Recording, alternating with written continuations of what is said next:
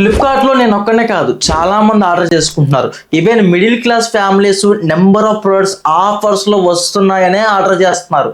అది ఫ్లిప్కార్ట్ ఇంకా అమెజాన్లో.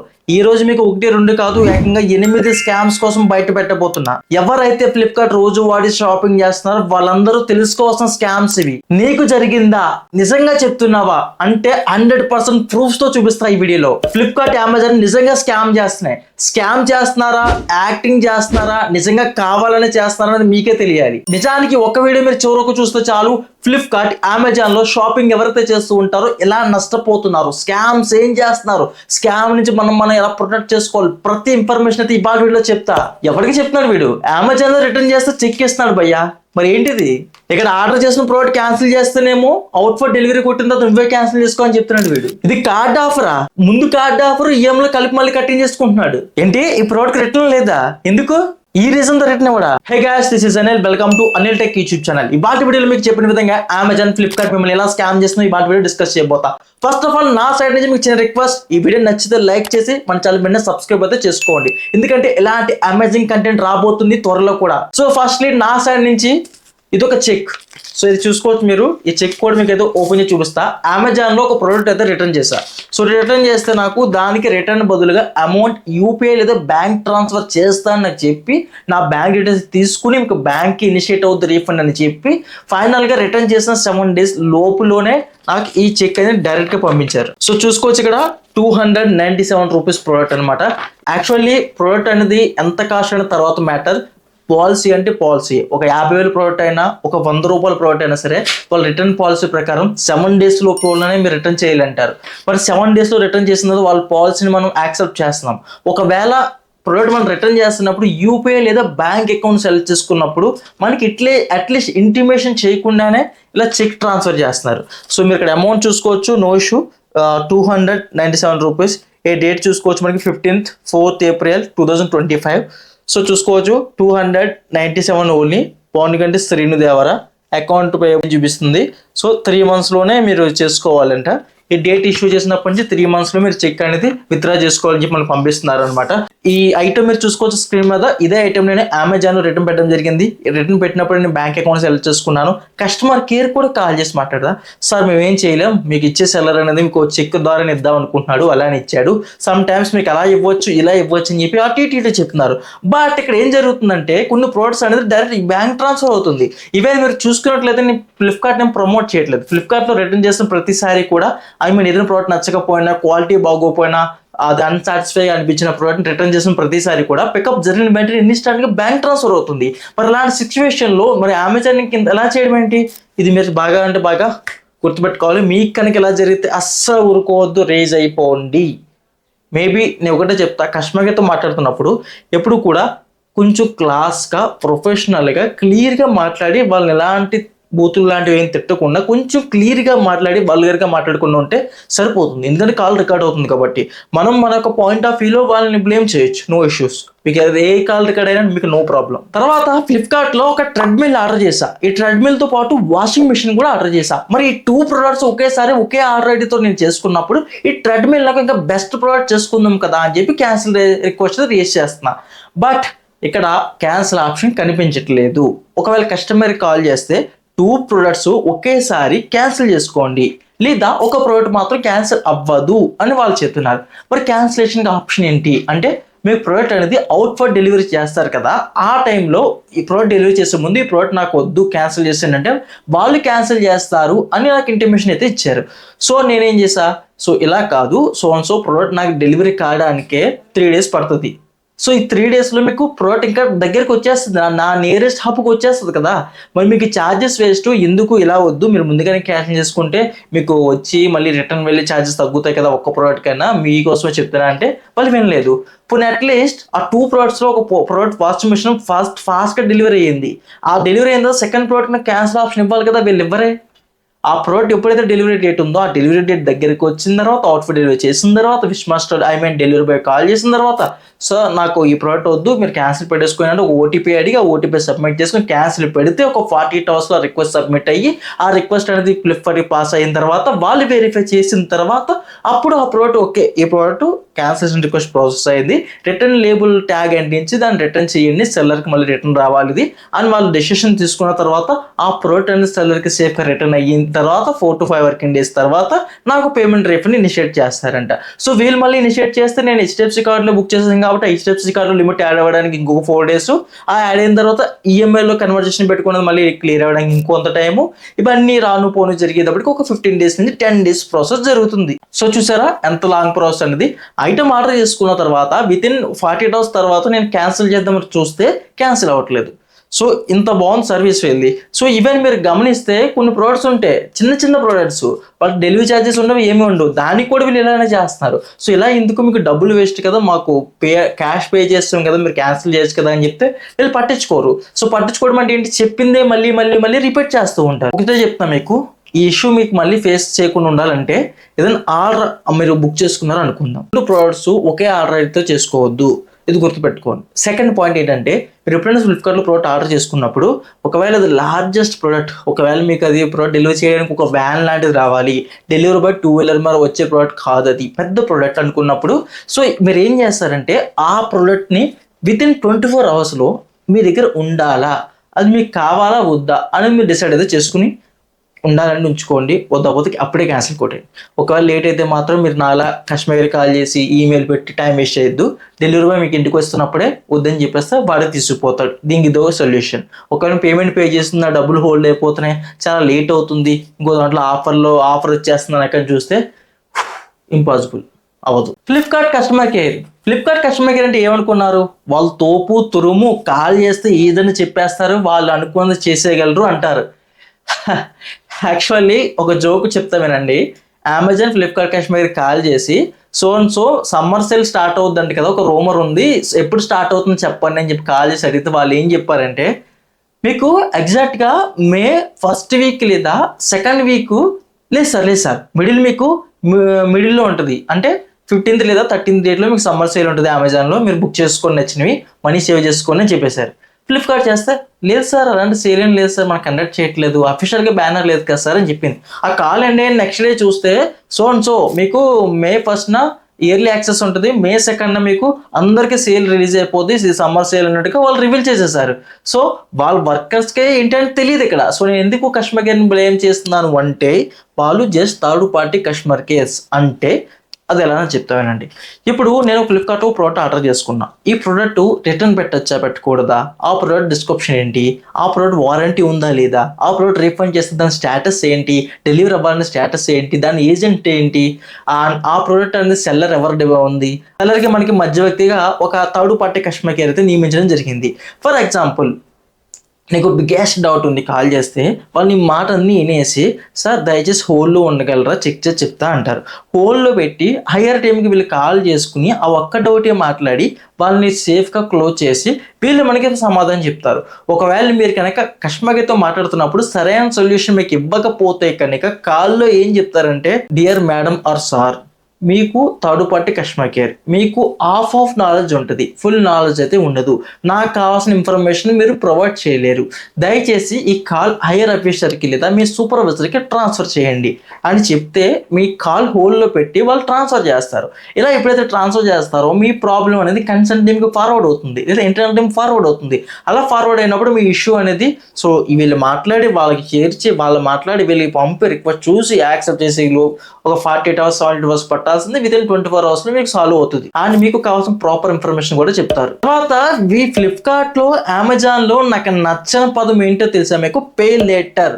ఈ పే లెటర్ వీళ్ళు ఎందుకు పెట్టుకున్నారో వీళ్ళకి అర్థం కాదు. ఈ పే లెటర్ కూడా వీళ్ళు ప్రొవైడ్ చేయట్లేదు. వేరే ఫైనాన్స్లో ఆతిథ్య బిల్లా సో సంథింగ్ చిన్న ఫైనాన్స్తో వీళ్ళు కొలాబరేట్ అయ్యారు.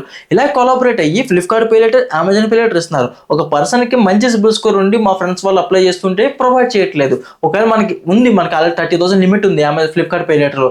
ఆ పే లెటర్ ఉండిగా నేను ఏదైనా ప్రోడక్ట్ ఆర్డర్ చేసుకుందాం అంటే పే లెటర్ ఆప్షన్ అన్వైలబుల్ అని చెప్పి చూపిస్తుంది. ఇది ఎందుకు ఎలా చూపిస్తుంది, కస్టమర్ కాల్ చేస్తే సార్ కొన్ని ప్రోడక్ట్స్ ఉండొచ్చు, కొన్ని ప్రోడక్ట్స్ ఉండకపోవచ్చు, వేరే ప్రోడక్ట్ ట్రై చేయండి అంటారు. వేరే ప్రోడక్ట్ కూడా ఎలా చూపిస్తుంది, ఇలా ఎందుకు చూపిస్తుంది అని చెప్పి నేను మల్టిపుల్ టైమ్స్ వాళ్ళు అడిగితే వాళ్ళు ఏం చెప్తారంటే, సార్ ఇది ఇంటర్నల్ టీంలో చిన్న ఇష్యూస్ ఉన్నాయి, మీ సిబిల్ స్కోర్ క్రైటీరియా మ్యాచ్ అవ్వకపోవడం వల్ల దేని వల్ల కానీ మీకు ప్రజెంట్ హోల్డ్లో ఉంది, కొంతకాలం తర్వాత ట్రై చేయండి అని చెప్తారు. ఇదే ఇష్యూ ఎవరైతే ఫ్లిప్కార్ట్ పే లెటర్ వాడుతున్నారో నేను అట్లీస్ట్ 5 to 6 మెంబర్స్ అయితే టెస్ట్ చేశా. ప్రతి ఒక్కరికి కూడా పే లెటర్ వర్క్ కావటం లేదు. 80,000 లిమిట్ ఉంది, ఒకరికి 1,00,000 లిమిట్ ఉంటుంది, 30,000 లిమిట్ ఉంటుంది. బట్ వాళ్ళు కరెక్ట్గా పేమెంట్ పే చేస్తున్నా సరే ఇంటర్నల్ ఇష్యూ, పాలసీ ఇష్యూ అని, లేదంటే యువర్ పే లెటర్ వాజ్ బ్లాకెడ్ అని రకరకాల ఇష్యూస్ అయితే చూపిస్తున్నారు. ఇది మీరు చాలా కేర్ఫుల్గా ఉండాలి. మీరు పేమెంట్ పే చేసినా సరే ఆ తీసుకున్న ఫైనాన్సర్ లెండర్కి వీళ్ళు పేమెంట్ సెటిల్ చేయకపోయినా సరే ఇలా చూపిస్తూ ఉంటాయి. వన్స్ కాల్ చేసి కస్టమర్ కేర్ తోటి లేదా మీ ఫైనాన్సర్తో మాట్లాడుకుని దాన్ని ఏంటో ఒకసారి ఎందుకు పని చేయట్లేదు కన్ఫర్మ్ చేసుకోండి. ఒకవేళ డ్యూస్ ఉంటే ఏమైనా పే చేసేయండి. డ్యూస్ ఉంటే వాళ్ళు మీకు ఏమి ఇన్ఫార్మ్ చేయరు, మీ సిబిల్ స్కోర్ తగ్గిపోతూ ఉంటుంది. తర్వాత పర్సనల్ లోన్ విషయంగా వద్దాం. ఈ ఫ్లిప్కార్ట్ పర్సనల్ లోన్ ఇస్తా అని చెప్పి దీన్ని పనులేంది తగిలించుకుని తిరుగుతూ ఉంటుంది. ఆ ప్రొడక్ట్స్ డెలివరీ చేయడం మానేసి పర్ఫెక్ట్గా ప్రొడక్ట్స్ లోన్ ఇంప్లిమెంట్ అవ్వడం మానేసి ఈ పర్సనల్ లోన్స్ అని, క్రెడిట్ కార్డ్స్ అని రకరకాలు చేస్తూ ఉంటుంది. క్రెడిట్ కార్డ్ విషయానికి వస్తే ఏదో ఇచ్చింది పర్లేదు, ఫ్లిప్కార్ట్ యాక్స్పోన్ క్రెడిట్ కార్డ్ ఏ ప్రోడక్ట్ బుక్ చేసుకుని 5% డిస్కౌంట్ వస్తుంది, ఓకే ఫైన్ బాగుంది.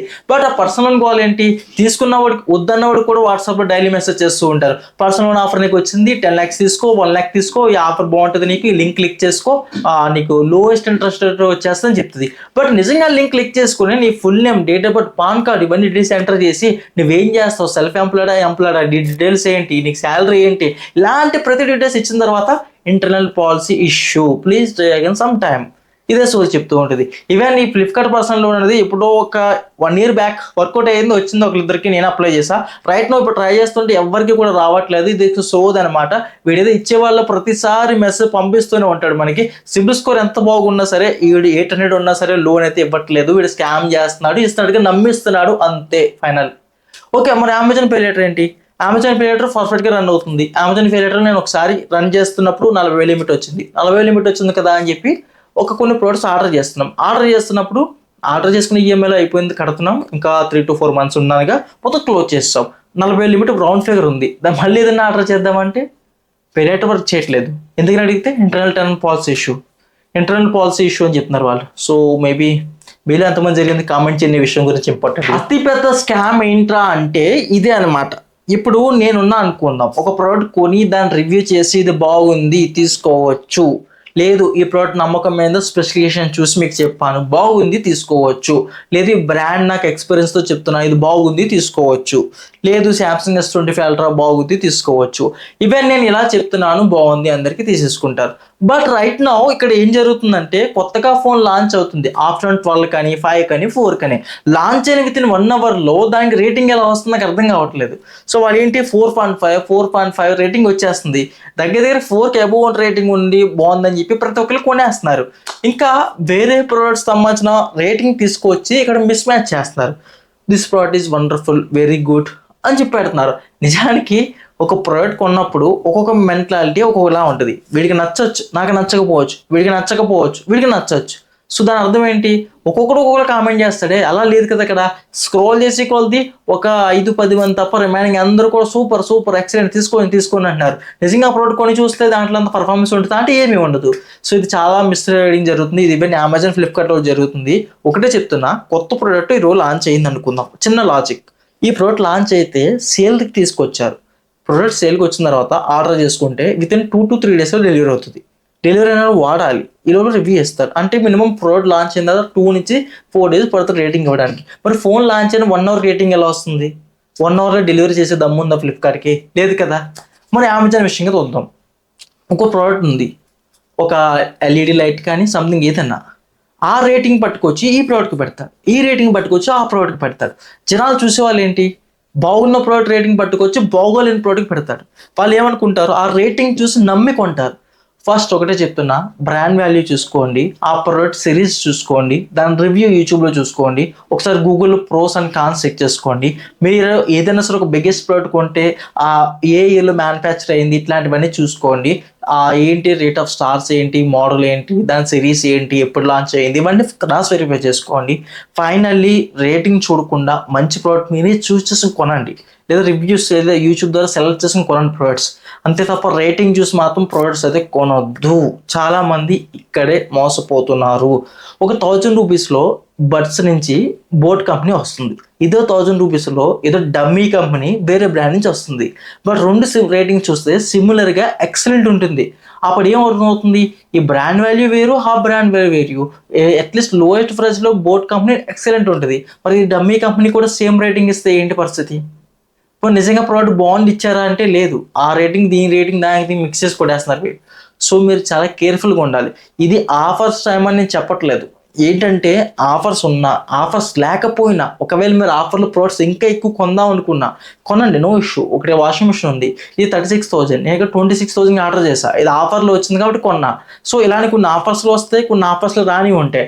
ఇంకో విషయం ఏం చెప్దాం అనుకున్నా, సామ్సంగ్ గెలాక్సీ S25 అల్ట్రా ఇది ఫ్లిప్కార్ట్లో ఆర్డర్ చేశా. ఇది 1,30,000 రూపాయల మొబైల్ ఫోన్. నా ఓల్డ్ ఫోన్ 31,000 ఎక్స్చేంజ్ అయ్యింది. ఆ ఫైనల్ ప్రైస్ ఇంకా రిమైనింగ్ ఎంత ఉంటుందంటే, సో అరౌండ్ ఎలా చూసుకున్నా సరే మనకు 99,000 ఉంటుంది. 99,000లో HDFC క్రెడిట్ కార్డ్ అప్లై చేస్తే నాకు డిస్కౌంట్ రావాలి. ఏ డిస్కౌంట్ రావాలి ఒకసారి మీరు స్క్రీన్ మీద చూడండి. క్రెడిట్ కార్డ్ ద్వారా ఈఎంఐ ద్వారా కొంటే 9,000 డిస్కౌంట్ రావాలి. లేదు క్రెడిట్ కార్డులో ఫుల్ పేమెంట్ చేస్తే 11,000 డిస్కౌంట్ రావాలి. బట్ ఈఎంఐలో కొన్నప్పటికీ కూడా నాకు 9,000 డిస్కౌంట్ రాలేదు. ₹1 కొన్ని డిస్కౌంట్ రాదానికి చూపించింది. ఎందుకంటే వీడు ఎక్స్చేంజ్ బోనస్ ఇస్తున్నాడు కాబట్టి కార్డ్ ఆఫర్ ఇవ్వడంట, కార్డ్ ఆఫర్ ఇస్తే ఎక్స్చేంజ్ బోనస్ ఇవ్వడంట. ఇదొక ఇష్యూ ఉంది. తర్వాత ఇంకో ఇష్యూ ఏంటంటే, నేను ఫోన్లే పోయింది అని ఆర్డర్ చేసేసా HDFCలో ఈఎంఐ పెట్టేసి. ఆర్డర్ చేసేసిన తర్వాత చూస్తే మీకు congratulations 6,600 instant no cost EMI discount వచ్చిందని చెప్పాడు. ఓకే బాగా వచ్చింది, 93,000 ఫైనల్గా ఫోన్ వచ్చింది అని తీసేసుకున్న, అంతా బాగుంది. ఫైనల్గా ఈఎంఐ కట్టే డేట్ వస్తే చెక్ చేస్తే ఆ 6,000 అనేది డివైడెడ్ బై 9 ఈఎంఐస్ పెట్టాం కాబట్టి 9 ఈఎంఐస్లో యాడ్ చేసేసాడు. సో ఈఎంఐ రావాల్సిన దాని మీద 700 రూపీస్ ఎక్స్ట్రా వచ్చింది. ఏంటి 700 ఎక్స్ట్రా వచ్చింది? HDFC ఫ్లిప్కార్ట్ మాట్లాడితే, సార్ నో కాస్ట్ ఈఎంఐ ఇంతే కదా సార్, నో కాస్ట్ ఈఎంఐలో డిస్కౌంట్ ఇచ్చారండి, మీకు డిస్కౌంట్ ఇచ్చినట్టు కాదు, అప్పటికప్పుడు తగ్గిస్తారు, మీకు ఈఎంఐలో కలిపి వచ్చేస్తూ ఉంటుంది, ఇది ఇంతే సార్ ప్రాసెస్, మీరు కట్టాల్సిందే అని చెప్తున్నారు వాళ్ళు. సో మీకు ఏదైనా డిస్కౌంట్ కార్డ్ అప్లై చేసినప్పుడు అక్కడ చూపిస్తే అదే డిస్కౌంట్, మీకు అదే డిస్కౌంట్ వస్తుంది. రిమైనింగ్ ఏది చూపిస్తున్నా సోది మీరు ఏ పట్టించుకోవద్దు. అవి ఇచ్చినట్టు ఇచ్చి మళ్ళీ మన దగ్గర లాగేసుకుంటున్నారు వీళ్ళు. అది అట్రాక్ట్ చేయడం స్కామ్ అనమాట. ఇదే S25 అల్ట్రా బ్యానర్స్లో 20,000 ఎక్స్చేంజ్ బోనస్ ఆఫర్ ఉంది, సమ్ టైమ్స్ మీకు 12,000 రూపీస్ కార్డ్ ఆఫర్ ఉంది అని చెప్పి హైలైట్ చేస్తున్నాడు. 11,000 వరకు ఎలా ఉందని. రెండు చూసుకుంటే 31,000 తగ్గుతుంది కదా, 1,30,000 ఫోను ₹1,00,000 వస్తుంది కదా, అందరూ ప్రొసీడ్ అవుతారు. నిజానికి వెళ్ళి చూస్తే ఎక్స్చేంజ్ బోనస్ కావాలా, కార్డ్ ఆఫర్ కావాలా, ఏదో నువ్వు చూస్ చేసుకోరా బాబు, రెండు అయితే నీకు ఇవ్వం అని వాళ్ళు మొహం చెప్పేస్తున్నారు. సో ఇది గ్యాస్ కంప్లీట్గా మరి వీడియో అయితే. ఫ్లిప్కార్ట్ అమెజాన్లో ఇన్ని స్కామ్స్ జరుగుతున్నాయి. ఫస్ట్ నా నుంచి మీకు ఇచ్చే సజెషన్, రేటింగ్ నమ్మొద్దు, ఇది గుర్తుపెట్టుకోండి. ఏ కొత్త ప్రోడక్ట్ ఏ కొత్త బ్రాండ్ వచ్చినా సరే రివ్యూస్ని చూడొద్దు, రివ్యూస్ రేటింగ్ చూసి మోసపోకండి. ఫస్ట్ ఇదే. తర్వాత కస్టమర్తో మాట్లాడుతున్నప్పుడు థర్డ్ పార్టీ మానేసి హైగర్తో మాట్లాడుకోండి, మీ ప్రాబ్లమ్స్ అన్ని సాల్వ్ చేసుకోండి. రీఫండ్ చేస్తామని చూసుకోండి. మరి చెక్ చేస్తున్నారు వీళ్ళు, ఇది ఒక ఇబ్బందికరం అనమాట. ఈ 300కి 400కి బ్యాంక్ దగ్గరికి వెళ్ళి చెక్ విత్డ్రా ఎవరు చేస్తారు? సో ఇది గుర్తుపెట్టుకోండి. ఫైనల్లీ నాకు అనిపించింది ఏంటంటే, వీళ్ళు ఫ్లాష్ సేల్స్ అది ఇది ఆఫర్స్ అని చెప్పి హైలైట్ చేస్తున్నారు. బట్ అన్ని ప్రోడక్ట్స్ మీద ఆఫర్స్ అయితే ఉండట్లేదు. ఏదో ఓల్డ్ ప్రోడక్ట్స్ లేదంటే లేటెస్ట్ ప్రోడక్ట్స్ రేర్ కేసెస్లో కార్డ్ ఆఫర్స్ అవి ఇస్తున్నారు. సో మరి మీరు మంచి ప్రోడక్ట్ కొనుక్కోవాలంటే సమ్ టైమ్స్ కార్డ్ ఆఫర్ ఉండొచ్చు, ఉండకపోవచ్చు. ఎక్కువ కార్డ్ ఆఫర్ ఇస్తున్నాడు కదా అని చెప్పి చెత్త ప్రోడక్ట్ కొనుక్కోకండి. కార్డ్ ఆఫర్ మ్యాండేటరీ, కంపల్సరీ అందరికి కావాలి. ఆఫర్లు వస్తే కొనుక్కుంటారు, ఎవరు వదులుకోరు కదా. బట్ ప్రోడక్ట్ కొనేది ఏదో కొంచెం మంచిది సెలెక్ట్ చేసుకుని దానికి ఏమి ఇస్తాడో దాన్ని చూసుకోండి, ఆఫర్స్ అన్ని కూడా. సో మరి ఒకవేళ మీరు ఇంకా లోయెస్ట్ ప్రైస్కి వచ్చే ప్రోడక్ట్స్ కొనుక్కుందాం అనుకుంటే మన టెలిగ్రామ్ ఛానల్ జాయిన్ అవ్వండి, లింక్ మీకు డిస్క్రిప్షన్లో ప్రొవైడ్ చేస్తాను. ఇక్కడ ఫ్లిప్కార్ట్ అమెజాన్లో ఏమైతే ప్రోడక్ట్స్ వస్తుంటాయో ప్రతి దాని లింక్ అయితే ఇక్కడ పోస్ట్ చేస్తూ ఉంటాం కాబట్టి జాయిన్ అవ్వండి. గ్యాస్ ఇది మరి వాళ్ళ వీడియో అయితే. ఒకటే చెప్తా, ఫ్లిప్కార్ట్ అమెజాన్ నన్ను ఏం మోసం చేయలేదు, నాకు డబ్బులు ఇచ్చి వీడియో చేయమంటలేదు, నాకు డబ్బులు ఇవ్వట్లేదు అని చెప్పి నేను ఇలాంటి వీడియో చేయట్లేదు. నేను చెప్పేది ఒకటే, ఫ్లిప్కార్ట్ అమెజాన్ లాస్ట్ 5 years నుంచి ట్రాన్సాక్షన్స్ అని ఆర్డర్స్ అని చేస్తూనే ఉంటున్నది వాటిలో 2 అప్లికేషన్స్లోటి. బికాజ్ నేను ఏం కొన్నా సరే ఆఫ్లైన్లో కన్నా ఆన్లైన్లో కొంటాను. ఈవెన్ ఏసీ కానీ, ఈ computers, monitors, mobile phones, tabs, hair buds ఏదైనా సరే బయట షాప్స్లో అయితే ఏం తక్కువ అనమాట. చూసారా మీరే 1,30,000 ఫోన్ బయట అందరూ ఆల్మోస్ట్ బయట కొంటారు స్టోర్కి విజిట్ అయ్యి. బట్ మనం ఆన్లైన్ తీసుకున్నాం. సో ఇలా అంతా ఆన్లైన్ తీసుకుంటాం. బట్ ఎక్కడైతే నాకు ఈ ఫ్రాడ్ జరుగుతుంది, ఎక్కడైతే స్కామ్ జరిపిస్తుంది అనుకుంటున్నాను, ఆ పాయింట్స్ అన్ని ఒకసారి నోట్ చేసుకుని దాన్ని మీకు ఎక్స్ప్లెయిన్ చేద్దాం. మీరు ఇలా మీ స్కామ్ గురవకుండా ఉంటారనే పాయింట్ తోటే ఈ వీడియో చేస్తా. ఎవరైతే మీరు ఫ్రెండ్స్గా ఎక్కువ షాపింగ్ చేస్తూ ఉంటారో వాళ్ళకి ఈ వీడియో అనేది షేర్ చేసి మన ఛానల్ సబ్స్క్రైబ్ చేసుకోండి. ఇలాంటి మరిన్ని ఇంట్రెస్టింగ్ వీడియోస్ ముందు తీసుకొస్తూ ఉంటాను. ఒక బై ఫ్రెండ్స్, కలుద్దాం.